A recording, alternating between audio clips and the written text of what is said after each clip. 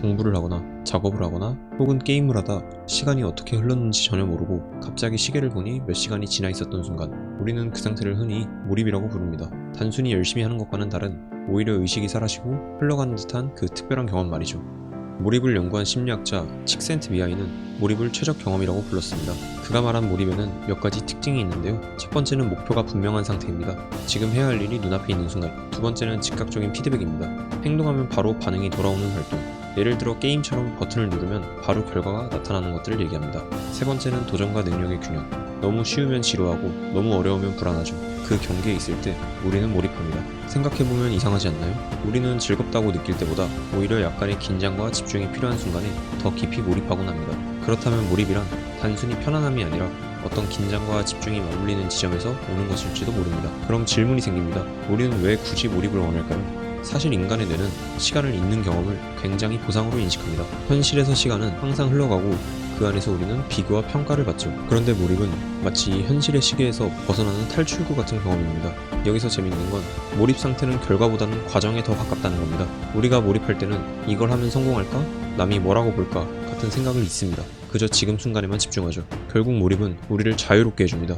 성공, 인정, 보상 같은 외부 요소에서 벗어나 온전히 내가 하고 있는 활동 속에 머무를 수 있는 자유. 그래서 많은 사람들은 몰입을 단순한 생산성의 도구로 보는 게 아니라 살아있음을 가장 강하게 느끼는 상태라고 말합니다. 하지만 여기서 한 가지 문제가 있습니다. 현대사회에서는 몰입하기가 점점 더 어려워지고 있다는 겁니다. 스마트폰 알림, 짧은 영상, 빠르게 변하는 정보들, 이 자극들은 우리의 주의를 계속 끊어놓습니다. 집중이라는 한 줄기 흐름이 끝없이 분산되는 거죠. 몰입을 하려면 일정 시간 이상 한 가지 활동에 머물러야 하는데 요즘은 5분 이상 집중하는 것조차 힘들어진 사람들이 많습니다. 몰입은 마치 물속에 깊이 잠수하는 것 같은데 우리는 호흡을 고르기도 전에 계속 수면 위로 끌려 올라오는 느낌이죠.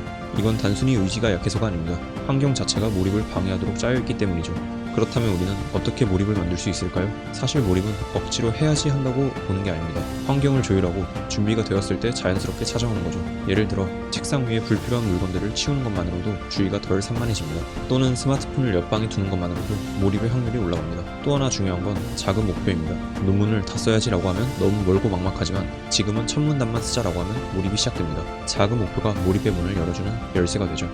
그리고 마지막으로 몰입을 억지로 성과와 연결시켜야 하지 않은 태도도 필요합니다. 몰입은 보상 때문에 오는 게 아니라 과정에 완전히 빠져드는 순간이기 때문이죠. 그러니 몰입의 순간을 얻어내야 한다는 압박에서 벗어나는 게 중요합니다. 몰입은 노력의 결과물일 수도 있지만 동시에 선물 같은 순간이기도 합니다. 우리가 무언가에 완전히 빠져서 시간을 잊고 살아본 경험, 그 순간만큼은 성과와 비교가 아닌 오직 나 자신과 만나는 시간이니까요.